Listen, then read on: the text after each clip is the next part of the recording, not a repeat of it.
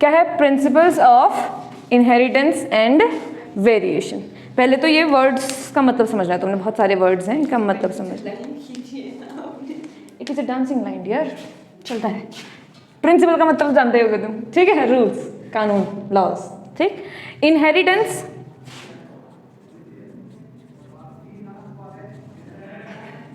Heredity, variations और at the end genetics. हम ये जो पूरी यूनिट है ना, इस पूरी यूनिट को बोलते हैं जेनेटिक्स, ठीक है? अभी हमारे पास में प्रिंसिपल्स ऑफ जेनेटिक्स हैं, अगले चैप्टर में हमारे पास में मॉलिक्यूलर बेसिस ऑफ जेनेटिक्स होंगे, ठीक है? जिसको हम मॉलिक्यूलर बेसिस ऑफ इनहेरिटेंस बोलते हैं, उसको हम मॉलिक्यूलर जेनेटिक्स बोलते हैं, और इसको हम खाली जेनेटिक्स बोलते हैं। तो जेनेटिक्स में सिंपली हम पढ़ते क्या हैं? हम दो चीज़ें पढ़ते हैं पूरी की पूरी जेनेटिक्स में, जो यूनिट का ही नाम है हमारा जेनेटिक्स। इस जेनेटिक्स में हम सिर्फ दो चीज़ें पढ़ते हैं, और उन दो चीज़ों में से एक है हेरिडिटी और दूसरी चीज है वेरिएशंस। हेरिडिटी,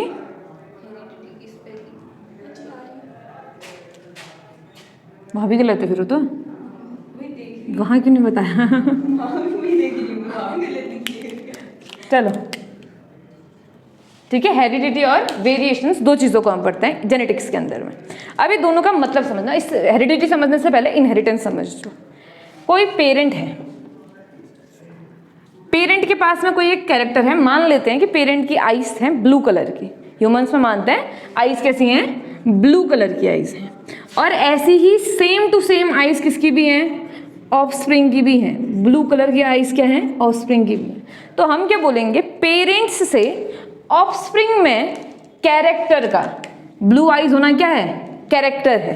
पेरेंट से ऑफस्प्रिंग में कैरेक्टर्स का ट्रांसफर हुआ है। पेरेंट से ऑफस्प्रिंग में कैरेक्टर्स आए, जैसे हम बोलते हैं ना कि नाक मम्मी जैसी है, होंठ पापा जैसे हैं, माथा तो एकदम दादी के जैसा चौड़ा है ना, बोलते हैं। तो जितनी जनरेशन हमें पता है सबसे कैरेक्टर मिला लेते हैं। तो अपनी पुरानी जनरेशन से नई जनरेशन में कोई भी कैरेक्टर्स अगर आएंगे तो उन कैरेक्टर्स के आने की प्रोसेस को हम क्या बोलेंगे? इनहेरिटेंस। इनहेरिटेंस क्या है? पेरेंट से कैरेक्टर्स का ऑफस्प्रिंग में आना, जो प्रोसेस है उसको हम क्या बोलते हैं? इनहेरिटेंस बोलते हैं। और जब हम इन कैरेक्टर्स के आने की पूरी मैकेनिज्म की, पूरी मेथड्स की स्टडी करते हैं, इसकी हम क्या करेंगे? स्टडी करेंगे। तो इसी को हम क्या बोलेंगे? हेरिडिटी। हेरिडिटी क्या है? इनहेरिटेंस की स्टडी, यानी कि पेरेंट्स से ऑफस्प्रिंग में कैरेक्टर्स के आने की स्टडी को हम क्या बोलते हैं? हेरिडिटी बोलते हैं। यानी कि जेनेटिक्स में एक तो हम ये पढ़ते हैं कि पेरेंट्स से ऑफस्प्रिंग में कैरेक्टर्स कैसे आए हैं, या कौन से पेरेंट्स से कौन सा कैरेक्टर आया है, ठीक है? वो हम किसके अंदर पढ़ेंगे? हेरिडिटी के अंदर। हमने देख रखा है कि जैसे मैंने बोला अभी, बहुत सारे कैरेक्टर्स ऐसे होते हैं जो हमें हमारे पेरेंट्स के जैसे सिमिलर मिले रहते हैं। किसी की आंख सेम होगी, किसी की नाक सेम होगी, किसी की आवाज़ सेम होगी, किसी के बाल सेम होंगे, किसी की हाइट सेम होगी, मम्मी भी छोटी तो लड़का भी छोटा, पापा लंबे तो लड़की भी लंबी, या लड़का भी लंबा, है ना? तो कुछ कैरेक्टर्स पेरेंट्स से क्या आते हैं? ऑफस्प्रिंग में आते हैं, और इनके आने को बोलते हैं इनहेरिटेंस। इसकी स्टडी को क्या बोलते हैं? हेरिडिटी बोलते हैं। लेकिन कुछ कैरेक्टर्स ऐसे भी होते हैं जो डेवलप होते हैं आफ्टर बर्थ या बिफोर बर्थ। किसी न किसी चेंज की वजह से कुछ कैरेक्टर्स डिफरेंट होते हैं पेरेंट्स के कंपैरिजन में। हम अपने पेरेंट के जैसे हैं, लेकिन डिक्टो उनकी कॉपी तो नहीं है ना, कुछ बहुत चेंजेस हमारे अंदर प्रेजेंट हैं। अब इन्हीं चेंजेस को हम क्या बोलते हैं? वेरिएशंस बोलते हैं। पेरेंट्स से जो कैरेक्टर्स का डिफरेंस आता है ऑफस्प्रिंग में, उसको हम क्या बोलते हैं? वेरिएशन बोलते हैं। और ये वेरिएशन किसकी वजह से हो सकता है? सबसे पहला तो ये वेरिएशन हो सकता है म्यूटेशन की वजह से, ठीक है?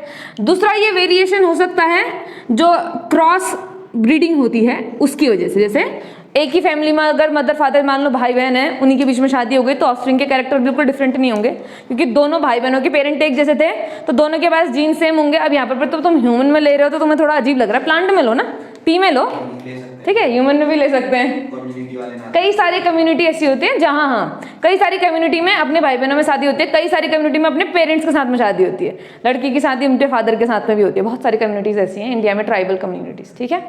अब कम है लेकिन है फिर भी, ठीक? तो अगर एक ही जनरेशन के, अगर एक ही फैमिली में ही अगर ब्रीडिंग होते रहेगी, एक ही प्लांट के अंदर ब्रीडिंग होते रहेगी, तो उसको हम क्या बोलेंगे? सेल्फ पॉलिनेशन बोलेंगे। और सेल्फ पॉलिनेशन में तो किसी दूसरे का जेनेटिक्स, कभी किसी दूसरे का डीएनए कभी आ ही नहीं सकता है। अगर दूसरे का डीएनए नहीं आएगा तो जैसा पेरेंट वैसा ऑफस्प्रिंग। कोई भी चेंजेस नहीं होंगे, और कोई भी चेंजेस नहीं होंगे तो वेरिएशंस नहीं आएंगे। लेकिन अगर मान लो अमेरिका के आम का वो लिया हमने, पॉलन ग्रेन लिया, और इंडिया के मैंगो के एग के साथ में उसको पॉलिनेट करवा दिया, अब दोनों का डीएनए, दोनों की जेनेटिक्स बिल्कुल डिफरेंट है, तो जो नया आने वाला ऑफस्प्रिंग होगा उसके कैरेक्टर्स भी तो एकदम नए प्रोड्यूस होंगे ना। वो दोनों के क्या होंगे, कहीं मिक्सचर की तरह कैरेक्टर्स प्रोड्यूस होंगे, नए कैरेक्टर्स प्रोड्यूस होंगे। तो इसको हम क्या बोलेंगे, वेरिएशन बोलेंगे। किसकी वजह से आएंगे, cross fertilisation, cross pollination, crossing, कुछ भी कहो तुम, ठीक है, क्रॉस रिप्रोडक्शन की वजह से आएंगे। तीसरा जो वेरिएशंस आते हैं वो आते हैं, वो हमारा थर्ड लॉ ऑफ मेंडल है, इंडिपेंडेंट असॉर्टमेंट का। हाँ, यही नाम याद नहीं आ रहा था मुझे, इंडिपेंडेंट असॉर्टमेंट की वजह से। इंडिपेंडेंट असॉर्टमेंट मतलब सिंपल से समझो, क्रॉसिंग ओवर। क्रॉसिंग ओवर की वजह से भी हमारे पास में क्या आते हैं, वेरिएशन। जिस दिन क्रॉसिंग ओवर और इंडिपेंडेंट असॉर्टमेंट समझाऊंगी उस दिन समझ में आ जाएगा कि इसकी वजह से कैसे वेरिएशंस आ रहे हैं। क्योंकि फिलहाल बस इतना याद रखो अभी के लिए, थोड़ा बहुत तो तुम्हें पता होगा इंडिपेंडेंट असॉर्टमेंट क्या होता है करके, है ना। तो उसके हिसाब से अभी के लिए मान लो कि वेरिएशंस एक तो म्यूटेशन की वजह से आते हैं, दूसरा क्रॉसिंग ओवर की वजह से आते हैं, और तीसरा इंडिपेंडेंट असॉर्टमेंट की वजह से क्या प्रोड्यूस होते हैं, यानी कि क्रॉसिंग ओवर की वजह से क्या प्रोड्यूस होते हैं, वेरिएशन प्रोड्यूस होते हैं। कुछ वेरिएशंस एनवायरमेंटल इफेक्ट की वजह से भी प्रोड्यूस होते हैं, कुछ वेरिएशन एनवायरमेंटल फैक्टर्स की वजह से भी प्रोड्यूस होते हैं। जैसे तुम लोगों ने देखा होगा कई सारे होमोजाइगोटिक ट्विंस। होमोजाइगोटिक ट्विंस का मतलब क्या होता है, ऐसे ट्विंस जो एक ही जाइगोट से बने हों, और एक जाइगोट है यानी कि उसके अंदर कुछ डीएनए रहा होगा, उस डीएनए का बिल्कुल सेम टू सेम दूसरा जाइगोट और बन जाएगा। दोनों जाइगोट में डीएनए बिल्कुल सेम है, जेनेटिक्स दोनों की बिल्कुल सेम है, लेकिन उसके बाद भी कुछ ना कुछ डिफरेंस जरूर होता है, कुछ ना कुछ डिफरेंस बन जाता है। या तो फिजिकल डिफरेंस दिखाई देगा तुमको, या मेंटल डिफरेंस दिखाई देगा, या तो बॉडी वाइज डिफरेंस दिखाई देगा। मान लो दोनों जुड़वा भाई हैं, बिल्कुल होमोजाइगोटिक ट्विंस है, बचपन में दिखते भी एकदम एक जैसे थे, आवाज सब एक जैसी है, ठीक है, जैसे चिंकी मिंकी है ना, बिल्कुल एक जैसे है।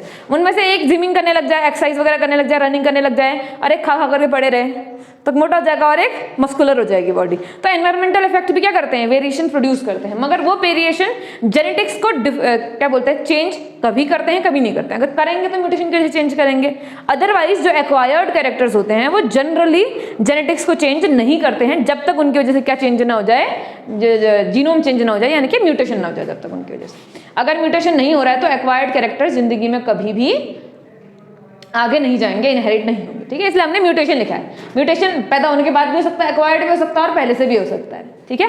हो सकता है फर्टिलाइजेशन के टाइम पे म्यूटेशन हो जाए, हो सकता है गैमेट फॉर्मेशन के टाइम पे म्यूटेशन हो जाए, हो सकता है डेवलपमेंट के टाइम पे म्यूटेशन हो जाए। डेवलपमेंट के टाइम पे भी तो हो सकता है ना म्यूटेशन, अगर ड्रग्स वगैरह कंज्यूम कर रही है लेडी तो उनकी वजह से कोई ना कोई चेंज आएगा बॉडी के अंदर में, हो सकता है वो जीन को चेंज करके रख दे। ऐसे बहुत सारे म्यूटेशन कॉजिंग एजेंट्स हैं, ठीक। तो ये क्या कर सकते हैं, जीनोम को चेंज कर सकते हैं। तो म्यूटेशन हो सकता है चाहे बिफोर बर्थ हो चाहे आफ्टर बर्थ हो। क्रॉसिंग ओवर ऑब्वियसली, ये क्रॉस पॉलिनेशन या cross fertilisation obviously before birth ही होना चाहिए, है ना, और cross pollination at the time of gamete formation. तो तीनों लेवल पर क्या हो सकते हैं, चेंजेस प्रोड्यूस हो सकते हैं, और इसको हम क्या बोलते हैं, वेरिएशन बोलते हैं, ठीक है। अब अगर तुमको समझ में आ रहा हो तो तुमको ये पता होगा कि हमारी हर एक सेल के पास में एक सेंटर में एक मोटी मोटी सी चीज प्रेजेंट होती है जो पूरी की पूरी सेल को कंट्रोल करती है, जिसको हम ब्रेन ऑफ द सेल बोलते हैं, और उसका नाम क्या है, nucleus. Brain of the cell कौन है, न्यूक्लियस। और न्यूक्लियस ब्रेन क्यों है, क्योंकि न्यूक्लियस के पास में क्या प्रेजेंट है, डीएनए। न्यूक्लियस के पास में क्या प्रेजेंट है, डीएनए। अब जब भी डीएनए अपने आप को एक्सप्रेस करेगा तो उसकी वजह से क्या प्रोड्यूस होंगे, कैरेक्टर्स प्रोड्यूस होंगे। तो जब हम ये बोल रहे हैं कि किसी भी इंडिविजुअल में कैरेक्टर्स इनहेरिट हो रहे हैं पेरेंट से ऑफस्प्रिंग में, इसका मतलब ये नहीं कि सच में कैरेक्टर ही चला जा रहा है, कि पेरेंट के बॉडी के अंदर टॉल कैरेक्टर है और टॉल कैरेक्टर बच्चे में चला जाता है। कैरेक्टर नहीं जाता है, जाता कौन है, डीएनए। क्यों बोल रहे हैं ऐसे समझो, क्योंकि डीएनए ही वो कंपोनेंट है हमारी बॉडी के अंदर जो क्या प्रोड्यूस कर सकता है, आरएनए प्रोड्यूस कर सकता है। और आरएनए आफ्टर सम प्रोसेसेस जिनको हम बोलते हैं ट्रांसलेशन, ठीक है, आफ्टर सम प्रोसेसेस आरएनए से क्या बनते हैं, प्रोटीन्स बनते हैं। अब ये प्रोटीन्स या तो एंजाइम की तरह काम करेंगे, या तो हार्मोन की तरह काम करेंगे, या तो बॉडी बिल्डिंग में काम करेंगे, है ना कहीं ये प्रोटीन इन्वॉल्व होंगे हमारी बॉडी के हर एक कैरेक्टर को प्रोड्यूस करने में। हमारी बॉडी के हर एक कैरेक्टर को प्रोड्यूस करने के लिए कौन इन्वॉल्व है? प्रोटीन इन्वॉल्व है। चाहे वो उन्होंने डीएनए पॉलीमरेज करके डीएनए का रेप्लिकेशन करवाना हो, अगर तुमने नाम सुने हैं अभी तक तो ठीक है, अदरवाइज नाम सुन लो। अभी डीएनए पॉलीमरेज रेप्लिकेशन करवाता है, यानी कि डीएनए से डीएनए बनाता है, वो भी प्रोटीन का बना हुआ है। तो अगर यही ना होगा, आरएनए नहीं बनेगा, डीएनए से प्रोटीन नहीं बनेगा, तो क्या कभी एक डीएनए दो डीएनए में कन्वर्ट हो पाएंगे? नहीं हो पाएंगे। एक नाम होता है आरएनए पॉलीमरेज, वो आरएनए बनाता है। डीएनए से आरएनए बनाने का काम किसका है? आरएनए पॉलीमरेज का। वो खुद भी प्रोटीन है। यानी कि अगर हमारी बॉडी में ये प्रोसेस ना हो तो हमारी बॉडी में कोई प्रोटीन बनेगा ही नहीं। प्रोटीन नहीं बनेगा मतलब समझ रहे हो, ना एंजाइम बनेगा, ना कोई हार्मोन बनेगा, ना कोई बॉडी बिल्डिंग की एक्टिविटी होगी, सेल वेल कुछ भी नहीं बनने वाली है। यानी कि एट द एंड हमारी पूरी बॉडी के हर एक फंक्शन को रेगुलेट कौन कर रहा है? डीएनए रेगुलेट कर रहा है। जितने भी एंजाइम्स बन रहे हैं वो सब डीएनए के, और एंजाइम ही हमारी बॉडी के हर एक फंक्शन को करवा रहे हैं। तो इसीलिए डीएनए क्या कर रहा है? अल्टीमेटली खुद को एक्सप्रेस कर रहा है। डीएनए से आरएनए और आरएनए से प्रोटीन बनने को हम क्या बोलते हैं? एक्सप्रेशन। डीएनए का एक्सप्रेशन होना। तो डीएनए अपने आप को एक्सप्रेस करके प्रोटीन बनवा रहा है, और प्रोटीन की वजह से फिर क्या जनरेट हो रहे हैं? कैरेक्टर्स जनरेट हो रहे हैं। हो सकता है ये प्रोटीन कोई हार्मोन हो, और ये हार्मोन क्या करे? ग्रोथ करवाए। ग्रोथ हार्मोन हो जीएच, ये क्या करवाएगी? बॉडी में ग्रोथ करवाएगी, हाइट वाइट डेवलप करवाएगी, इंसान कैसा हो जाएगा? टॉल हो जाएगा। तो आया तो कैरेक्टर टॉलनेस का, लेकिन बनवाया किसने? हमारे डीएनए ने बनवाया। डीएनए ने पहले आरएनए बनवाया, आरएनए से प्रोटीन बना, प्रोटीन से फिर ये कैरेक्टर आया। ठीक है, तो ये जो कैरेक्टर है, कैरेक्टर ट्रांसमिट नहीं होगा। कैरेक्टर बना कौन रहा है? डीएनए बना रहा है, तो डीएनए ट्रांसफर होगा। पेरेंट से ऑफस्प्रिंग में कौन आता है? डीएनए आता है। अभी अभी तुम पिछले चैप्टर में ह्यूमन रिप्रोडक्शन पढ़ के आए हो, तो तुमने वहां स्पर्म का स्ट्रक्चर देखा था। स्पर्म के स्ट्रक्चर में कुछ माइटोकॉन्ड्रिया और न्यूक्लियस को छोड़ के क्या होता? कुछ भी नहीं। और माइटोकॉन्ड्रिया भी उसकी मूवेबिलिटी के लिए है। जैसे ओवम के अंदर जाएगा वो सारे माइटोकॉन्ड्रिया डिस्ट्रॉय कर दिए जाएंगे, कुछ बात को छोड़ करके, है ना। वैसे माइटोकॉन्ड्रिया डिस्ट्रॉय कर दिए जाते हैं पेरेंट्स के, स्पर्म्स के।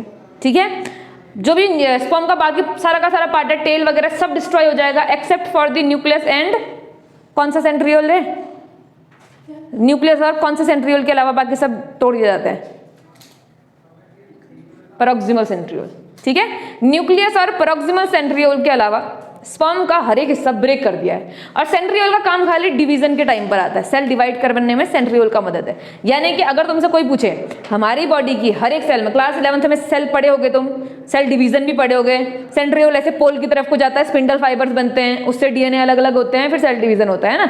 तो सेंट्रियोल क्या करवाता है? क्रोमोसोम्स को सेपरेट करवाता है, डीएनए को सेपरेट करवाता है। इन शॉर्ट हम बोले तो एक न्यूक्लियस से दो न्यूक्लियस बनाता है। कौन बनाता है? सेंट्रोसोम।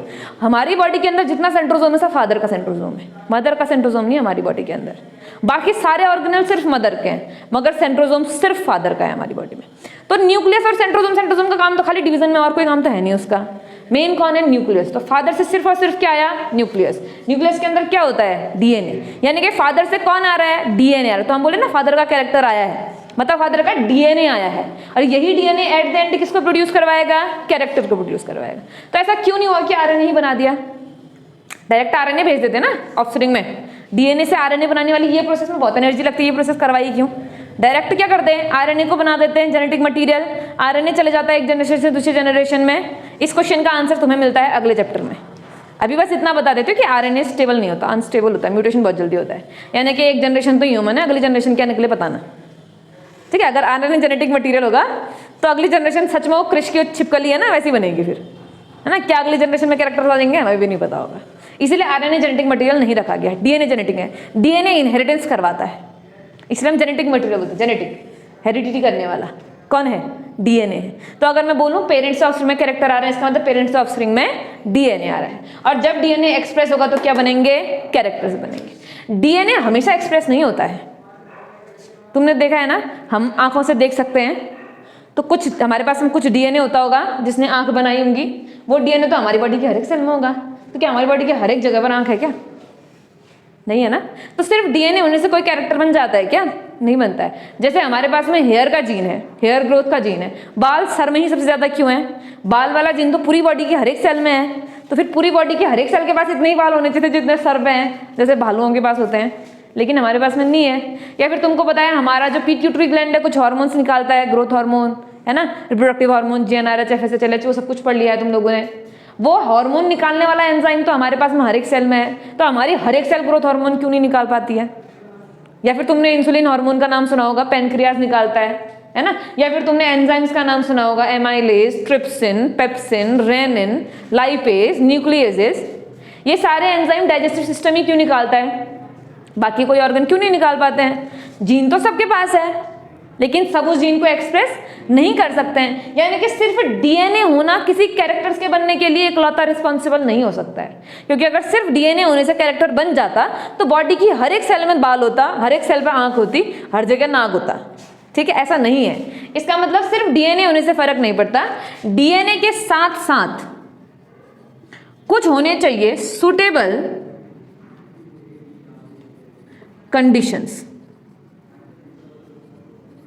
इसको हम एनवायरमेंटल फैक्टर्स भी बोलते हैं। एनवायरमेंटल फैक्टर्स, एनवायरमेंटल मतलब बॉडी के बाहर नहीं है, बॉडी के अंदर भी अपना एनवायरमेंट है। एनवायरमेंटल फैक्टर्स भी होने चाहिए, और ये फैक्टर्स मिल करके एट द एंड क्या करेंगे, एक्सप्रेशन करेंगे।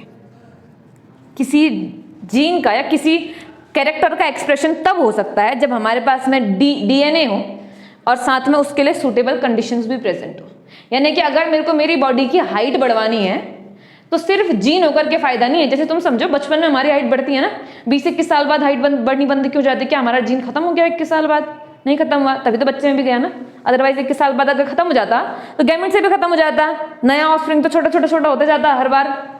ऐसा तो नहीं हो रहा है। यानी कि 21 साल तक अगर मेरे पास वो ग्रोथ वाला जीन है तो 21 साल के बाद भी मेरे पास वो ग्रोथ वाला जीन है, लेकिन 21 ईयर्स के बाद में, 22 ईयर्स के बाद में वो जीन वाला ग्रोथ वाला जीन अपने आप को एक्सप्रेस नहीं कर रहा है। क्यों नहीं कर रहा है? क्योंकि उसके लिए सुटेबल कंडीशन नहीं है। और सुटेबल कंडीशन कौन है इस केस में? सुटेबल कंडीशन है ग्रोथ हार्मोन। जो एज बढ़ते ग्रोथ हार्मोन का अमाउंट कम होता जाता है हमारी बॉडी के अंदर में। तो अगर ग्रोथ हार्मोन होता रहता जिंदगी भर तो हम जिंदगी भर बढ़ते रहते। हो सकता है सतयुग वाले हाइट में पहुंच जाते कभी ना कभी। सतयुग में लंबे थे ना सभी लोग, क्या पता हम भी पहुंच जाते हैं वहां तक। ठीक है, अब तुम लोगों ने कई देखे होंगे, कई लोग जरूरत से ज्यादा बड़े होते हैं बॉडी में, वो ग्रोथ हार्मोन एक्सेस होता है उनकी बॉडी में, इसकी वजह से ज्यादा ग्रोथ हो रही है। तो डीएनए तो है ना, हमारे पास भी है, उनके पास भी है, सेम डीएनए है। हमारी बॉडी का लगभग डीएनए एक जैसा है, समझ में आ रहा है? मैक्सिमम डीएनए हमारा एक जैसा होता है, कुछ थोड़ा बहुत माइन्यूट चेंजेस की वजह से हम सबकी शक्लें अलग हैं, फैमिलीज अलग हैं, आवाज अलग है, वो सब कुछ माइन्यूट चेंजेस की वजह से। अदरवाइज इंसुलिन हार्मोन जो मेरी बॉडी में बन रहा है वही तुम्हारी बॉडी में बन रहा है। जैसा जीन मेरे पास है डिक्टो वैसा ही जीन तुम्हारे पास भी है, कोई डिफरेंट जीन नहीं है।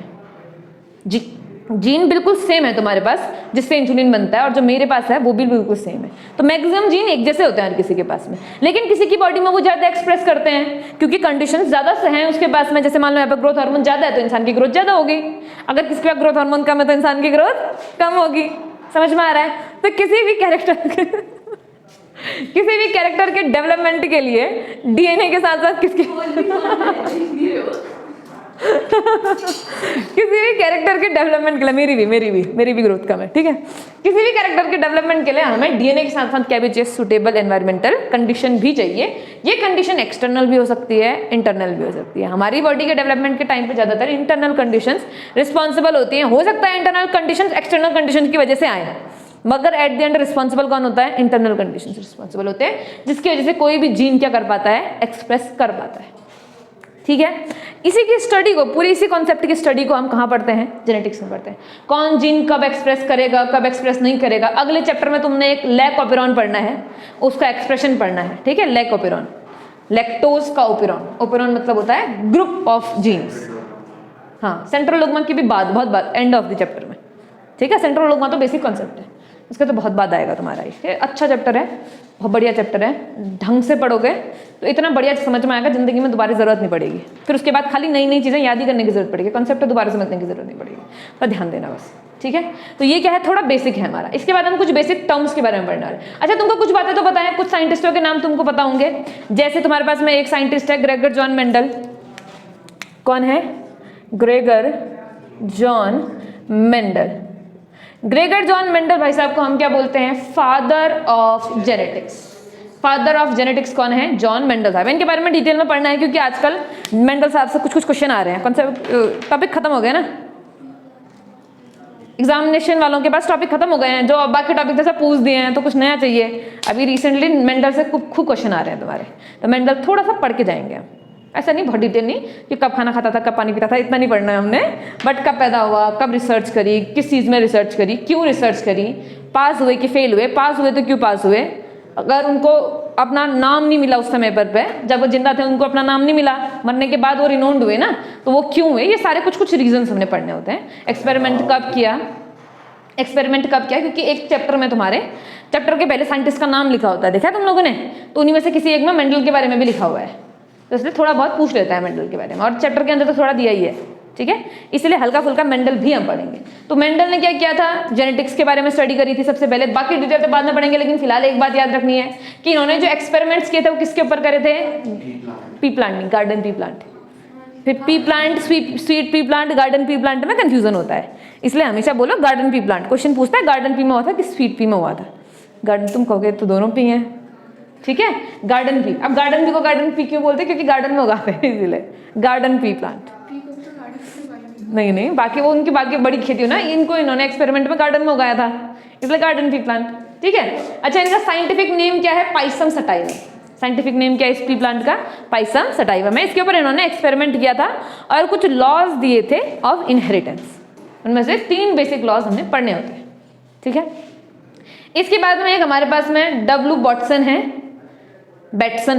बेटसन ने मॉडर्न जेनेटिक्स पढ़ी है। अभी तुम लोग मॉडर्न जेनेटिक्स में पढ़ोगे ना words, alleles, homozygous, heterozygous, dominant, recessive, ये सारी कहानी इन्होंने दी है। तो भले दिया कॉन्सेप्ट जेनेटिक्स का मेंडल ने, लेकिन जो मॉडर्न जेनेटिक्स का कॉन्सेप्ट किसने दिया, डब्ल्यू बेटसन ने दिया, इसलिए डब्ल्यू बेटसन को हम बोलते हैं फादर ऑफ मॉडर्न जेनेटिक्स। तो ये भी अच्छे खासे साइंटिस्ट हैं, इंपॉर्टेंट साइंटिस्ट हैं, नाम याद रखेंगे, ठीक है, डब्ल्यू बेटसन। तो पहले आज हेडिंग डाल दी है चैप्टर की तुम लोगों ने, फटाफट इसको खत्म करते हैं, उसके बाद फिर हम आगे बढ़ते हैं। जेनेटिक्स में 2 एरो लगा के ऐसे लिखो, इनहेरिटेंस, हेरिडिटी और वेरिएशन है।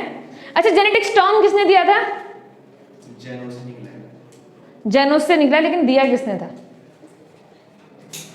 वही जो अभी बोला, होमोजाइगस हेट्रोजाइगस वाला, हाँ, डब्ल्यू बेटसन ने। पहले ऐसे लिखो जेनेटिक्स, ब्रैकेट में लिखो term given by W Bateson, BATESON, term given by W. Bettson, BATESON, Bettson।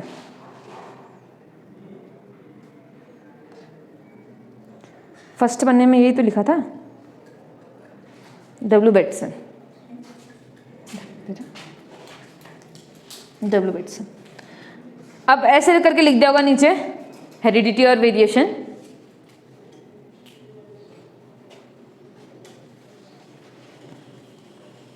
Heredity and variation,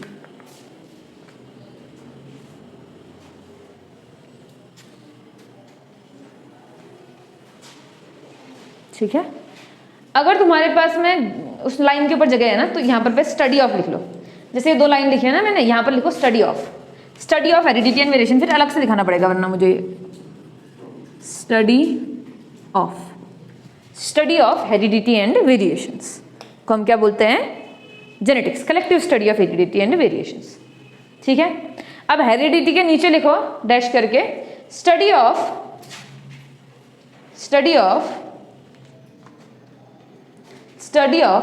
transmission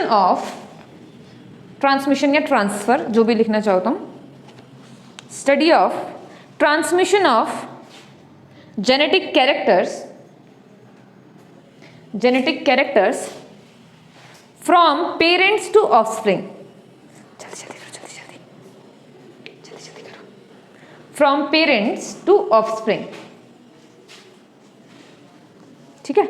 अगला लिखो वेरिएशन के नीचे लिखो डिफरेंस प्रेजेंट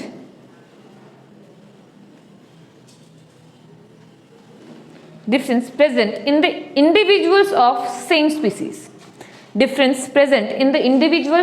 स्पीसीज, यानी कि अगर मैं बोलूं किसी के बाल बड़े हैं किसी के बाल छोटे हैं, तो दोनों इंसान होने चाहिए, एक इंसान और एक भालू के बीच में कंपैरिजन नहीं करेंगे, सेम स्पीसीज के होने चाहिए, तब हम वेरिएशंस बोलेंगे। नहीं, जब हम बोलते हैं डिफरेंस बिटवीन इंडिविजुअल्स, तो लगता है कि किसी भी इंडिविजुअल के डिफरेंस को कह सकते हैं, सेम स्पीसीज का होना चाहिए, तब वेरिएशन कहेंगे, वरना नहीं कहेंगे, ठीक है। किसी की आंखें नीली किसी की आंखें भूरी, तो वेरिएशन है। इंसान की आंखें नीली, उल्लू की आंखें ब्राउन, वो वेरिएशन नहीं है, ठीक है, वो उनका कैरेक्टर है, ये हमारा कैरेक्टर, उनके बीच में कंपैरिजन नहीं कर सकते। अगला पॉइंट लिखो, अब लिखो ये इनहेरिटेंस, कभी कभी इनहेरिटेंस भी गड़बड़ हो जाती है। इनहेरिटेंस इनहेरिटेंस में डैश करके लिखो, ऐसे लिख लो तो पेरेंट्स टू ऑफस्प्रिंग, ऐसे पेरेंट्स टू ऑफस्प्रिंग, पेरेंट्स से offspring, parents to offspring. Inheritance के आगे भी लिख सकते हो ऐसे ही, जैसे यहाँ पे तुमने इनहेरिटेंस हेडिंग डाली तो यहाँ पेरेंट्स, यहाँ ऑफस्प्रिंग। हाँ, पेरेंट्स टू ऑफस्प्रिंग, ऊपर ऐसे INH लिख देना, इनहेरिटेंस। ठीक है, डैश करके लिखो, सेम टू सेम है हेरिडिटी की डेफिनेशन, बस स्टडी ऑफ के बदले प्रोसेस ऑफ लिख लो, प्रोसेस ऑफ ट्रांसमिशन। हाँ, यहाँ पर इनहेरिटेंस लिखे, INHE, बस हो गया, बहुत है। फुल स्टॉप लगा दी, इतना तो समझ ही जाएगी, अच्छे से बनाना है वो। चलो अगली लाइन में, बिल्कुल हाँ वही कहने वाली थी लेकिन मैं भी समझ जाती हूँ, चिंता मत कर तू। अगले लाइन में इनहेरिटेंस की डेफिनेशन लिखो, बिल्कुल सेम हेरिडिटी वाली, बस लिखो process of transmission of genetic character from parent to offspring, सब कुछ सेम, खाली प्रोसेस ऑफ।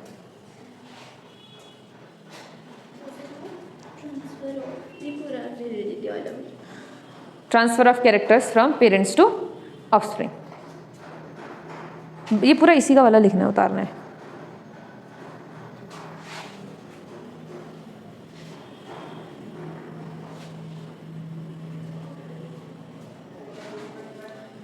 हो गया। अब नीचे लिखो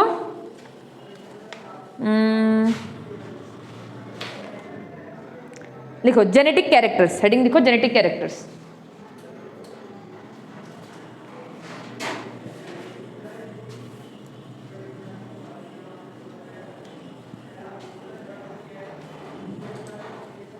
जेनेटिक कैरेक्टर्स डैश करके लिखो, characters which is result of genes. Gene का थोड़ा बहुत कंसेप्ट आई थिंक तुम समझते होगे, अदरवाइज अभी जस्ट इसके बाद में जीन्स एलील सब समझाने वाली हूँ, तब समझ में आ जाएगा। ठीक है, अगला पॉइंट लिखो। हाँ, अगला पॉइंट इसे जेनेटिक कैरेक्टर के अंदर ही लिखना। अगला point, for the expression of genetic character, for the development भी लिख सकते हो, एक्सप्रेशन भी चलेगा। Expression of genetic characters, number 1। अच्छा, जेनेटिक कैरेक्टर एक्सप्रेस होने के लिए क्या होना चाहिए, क्या क्या चीजें होनी चाहिए? सबसे पहला तो जीन होना चाहिए। ठीक है, नंबर 1 में लिखो gene must be present. Gene ही नहीं होगा तो एक्सप्रेस क्या करेगा?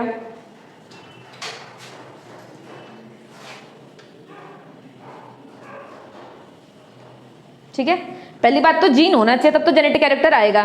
दूसरी बात, जो जीन है वो एक्सप्रेस भी होना चाहिए। जैसे मान लो किसी की बॉडी में इंसुलिन का जीन सबकी बॉडी में है, मान लो किसी की बॉडी में इंसुलिन का जीन थोड़ा सा म्यूटेट हो गया, जिसकी वजह से अब वो जीन एक्सप्रेस नहीं हो रहा है, तो उससे कोई जेनेटिक कैरेक्टर आएगा क्या? नहीं आएगा। कैरेक्टर कब आएगा? जब जीन एक्सप्रेस हो। नंबर पॉइंट 2 लिखो, gene must express, gene must express.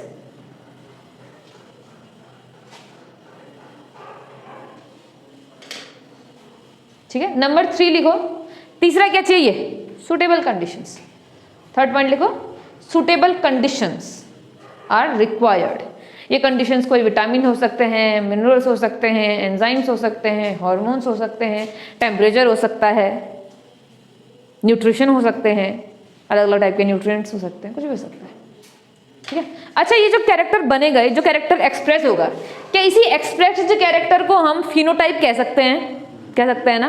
और जो हमारे पास में डीएनए होगा, क्या हम उसको जीनोटाइप कह सकते हैं? कह सकते हैं। यानी कि अगर हमारे पास में जीनोटाइप हो और जीनोटाइप के साथ साथ सुटेबल क्या हो? एनवायरमेंट हो, तो क्या इसकी वजह से सुटेबल फिनोटाइप प्रोड्यूस हो सकता है? हो सकता है। ठीक है, इस वाले को नोट कर लो। हो सकता है तो ऊपर वाला भी कर लो और नीचे वाला भी कर लो, तुम्हारी मर्जी है, कोई एक भी कर सकते हो, दोनों भी कर सकते हो।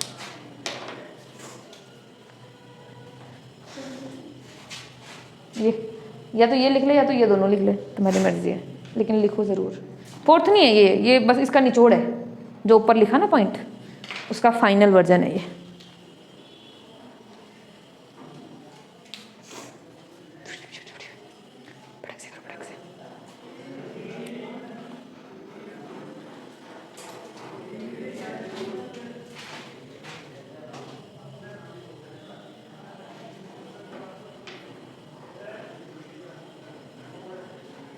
हो गया। एक काम करो, इतना बना दो तो इससे पहले जीन लिख लेना, जीन से डीएनए, इसको मत लिखना। यहाँ से लेकर के ये वाला बना दो। इसको लिखा नहीं रही ना मैं, फोटो से ही समझ जाओगे तुम लोग, होशियार तो हुई। क्यों प्रतीक, आ जाएगा समझ? पक्का आ रहा है? नहीं कुछ? ठीक है।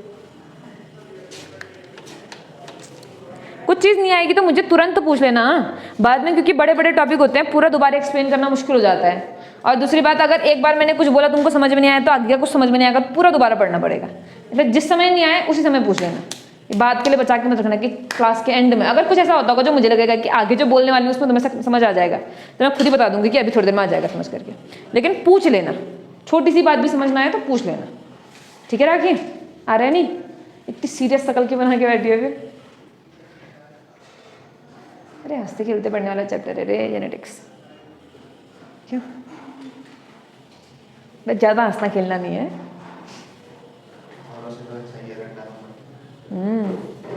समझने वाला है तो हंसते हंसते समझोगे तो तुम्हें अच्छा लगेगा, स्ट्रेस लेकर के तो समझ भी नहीं आएगा।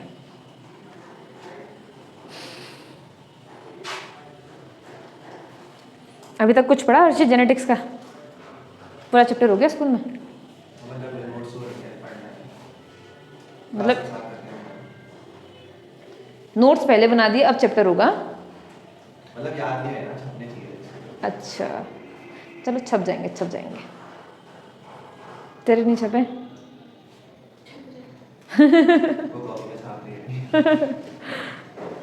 हो गया।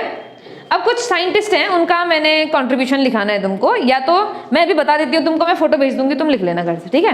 कंट्रीब्यूशन किस किस का है? एक तो ग्रेगर जॉन मेंडल का है, फादर ऑफ जेनेटिक्स है, गार्डन पी पे काम किया था इन्होंने। दूसरा हमारे पास में डब्ल्यू बेटसन है, इनको हम बोलते हैं फादर ऑफ मॉडर्न जेनेटिक्स। इन्होंने कौन कौन से टर्म्स दिए थे वो याद रखना है। जेनेटिक्स टर्म्स इन्होंने दिया था, जेनेटिक्स जो वर्ड है वो इन्होंने दिया था। एलिल वर्ड इन्होंने दिया था। होमोजाइगस, हेट्रोजाइगस, ये वर्ड्स भी इन्होंने दिए। एलिल मतलब डोमिनेंट रिसेसिव इन्होंने दिया है, ठीक है? अगला टीएच मॉर्गन। मॉर्गन को तो तुम जानते हो। मॉर्गन ने किसके ऊपर एक्सपेरिमेंट किया था? ड्रोसोफिला, हाउस फ्लाई, ड्रोसोफिला पे। Melanogaster, fruit fly, Drosophila melanogaster पे क्या किया था इन्होंने? एक्सपेरिमेंट किया था। इनको हम बोलते हैं father of experimental genetics. Experiment इन्होंने स्टार्ट किए थे, ठीक है? तो फादर ऑफ एक्सपेरिमेंटल जेनेटिक्स कौन है? टीएच मॉर्गन है। ड्रोसोफिला पे काम किया था इन्होंने। वर्ड क्या क्या दिए देखो, लिंकेज वर्ड मॉर्गन ने दिया है, सेक्स लिंकेज वर्ड मॉर्गन ने दिया है, क्रिस क्रॉस इनहेरिटेंस यानी कि फादर से लड़की में आएगा और मदर से लड़के में आएगा, ये वाला भी इन्होंने दिया, लिंकेज का ये वाला कॉन्सेप्ट भी मॉर्गन ने दिया है, और क्रॉसिंग ओवर का वर्ड भी मॉर्गन ने ही दिया है, ठीक है? एक हमारे पास में और है जो हमको आई थिंक उतने इंपॉर्टेंट तो नहीं है लेकिन हमारे से रिलेटेड है, father of human genetics. Human की जेनेटिक्स के बारे में स्टडी जिन्होंने पहले करी थी कौन है? H Garrett. Experimental genetics, human genetics, चार याद रखने हैं। Genetics Mendel, modern genetics Bateson, ठीक है? एक्सपेरिमेंटल जेनेटिक्स मॉर्गन, और अब ह्यूमन जेनेटिक्स कौन आया? गैरोड, ठीक? ये सब मैं भेज दूंगी, तुम लिख लेना गैरोड, GARROD। एक तुमको लास्ट इनका नाम पता है, RC पनेट। या कोई फादर वादर नहीं है, इन्होंने बस पनेट चार्ट दिया था, ठीक है? पनेट स्क्वायर चार्ट दिया था, तो इनको पनेट स्क्वायर चार्ट के लिए फेमस माना जाता है। चेकर बोर्ड चार्ट भी कहते हैं उसको, चेकर बोर्ड मेथड भी बोलते हैं। किसने दिया था? RC पनेट ने दिया था। ब्रिटिश जेनेटिक्स से एक बार क्वेश्चन आया था, कहाँ के थे करके, मतलब कंट्रीज लिखी थी, जर्मन थे, ब्रिटिश थे, अफ्रीकन थे, अमेरिकन थे, तो ब्रिटिश थे ये, ठीक? इसके बाद हम आते हैं कुछ टर्मिनोलॉजीज पर। हेडिंग डालो, दो चार लाइन कुछ छोड़ दो, ये सबके साइंटिस्टों के नाम वाम लिखने के लिए अप्रोक्सीमेटली इतना इतना इतना इतना यहाँ से स्टार्ट करो। अगले चैप्टर पढ़ने से भी स्टार्ट कर सकते हो, मतलब ऐसा कुछ नहीं है। हेडिंग डालो टर्मिनोलॉजी, TERMINOLOGY, टर्मिनोलॉजी। अब हमने कौन कौन से टर्म्स यूज करने हैं, समय कम है तो इसलिए हम कम से कम अभी एक दो टर्म्स तो पढ़ ही लेंगे, ठीक है? सबसे पहला टर्म है कैरेक्टर। पहला टर्म क्या है? कैरेक्टर। तो सबसे पहले चलो ऐसे लिख देते हैं, छोड़ो। टर्मिनोलॉजी में सबसे पहला टर्म है कैरेक्टर। तो जीन के एक्सप्रेशन की वजह से जो हमें फीचर दिखाई देते हैं किसी ऑर्गेनिज्म में, है, हाँ, CHRAC, ये गलत लिखा है, TER, ठीक है। जीन के एक्सप्रेशन की वजह से किसी भी ऑर्गेनिज्म में हमें जो भी फीचर्स दिखाई देते हैं, क्या दिखाई देते हैं? फीचर्स। इन्हीं फीचर्स को हम क्या बोलते हैं? कैरेक्टर्स बोलते हैं, ठीक है। जैसे प्लांट की हाइट कैरेक्टर है, तुम्हारे बाल घुंघराले हैं कैरेक्टर है, या फिर तुम्हारे पास बाल है कैरेक्टर है, ठीक है, आंखें हैं कैरेक्टर है, आई कलर कैरेक्टर है। तो जो भी फीचर्स किसी भी ऑर्गेनिज्म में दिखाई देंगे उनको हम क्या बोलेंगे? कैरेक्टर्स बोलेंगे। अब कैरेक्टर से ही मिलता जुलता वर्ड आता है ट्रेट। ट्रेट, ट्रेट क्या है? कैरेक्टर्स के डिफरेंट फॉर्म है। जैसे मैंने बोला आई कलर ना, तो आई का कलर ब्राउन भी हो सकता है, ब्लैक भी हो सकता है, ग्रीन भी हो सकता है, एक वो कंजी वाली आंखें आती है बिल्ली जैसी, वो भी हो सकता है, हाँ, ब्लू आइज हिप्नोटाइज भी हो सकता है। तो एक ही कैरेक्टर के जो अलग अलग फॉर्म्स प्रेजेंट होंगे, अल्टरनेट फॉर्म्स जो प्रेजेंट होंगे किसी एक कैरेक्टर में। बाल किसी के कर्ली हो सकते हैं, किसी के स्ट्रेट हो सकते हैं, किसी के वेवी हो सकते हैं, है ना। तो एक ही कैरेक्टर के जो डिफरेंट फॉर्म्स होते हैं उनको हम क्या बोलते हैं? ट्रेट बोलते हैं। जैसे मान लो एक कैरेक्टर है plant height. Plant height, plant की हाइट क्या है? कैरेक्टर है, ठीक है। प्लांट कैसा भी हो सकता है, टॉल भी हो सकता है और ड्वार्फ भी हो सकता है। तो टॉल या ड्वार्फ होना ये क्या हो गए? ट्रेट हो गए, एक ही कैरेक्टर के अलग अलग फॉर्म्स, ठीक है।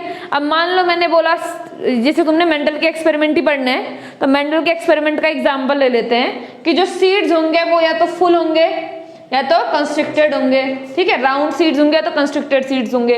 तो सीड्स का जो शेप है वो कैरेक्टर हो गया, और राउंड होंगे या कंस्ट्रिक्टेड होंगे वो क्या हो गए? उसके ट्रेट हो गए। अलग अलग फॉर्म्स हैं, या तो बढ़िया गोल गोल मटर के दाने होंगे या फिर से सुकड़े मुकड़े के मटर के दाने होंगे। कभी देखे होंगे तुम लोगों ने, कभी मटर का फली देखा है? पॉड कहते हैं जब इसको, फली, जिसको तोड़ते हैं तो अंदर से दाने निकलते हैं। किसी किसी मटर में देखा को तुमने एकदम बढ़िया हरा फुरा एकदम ऐसा लिक्विडी टाइप का, अच्छा हेल्दी टाइप का पॉड होता है किसी में, और किसी में ऐसा वाला होता है ऐसे गोल गोल वाला कंस्ट्रिक्टेड, ठीक है। तो अलग अलग टाइप के जो एक ही कैरेक्टर के अलग अलग फॉर्म्स हैं उनको हम क्या बोलेंगे? ट्रेट्स बोलेंगे। इसके बाद अगला लिखो, अच्छा लिखना मत, मैं लिखने वाला भेज दूंगी तुमको, ठीक है।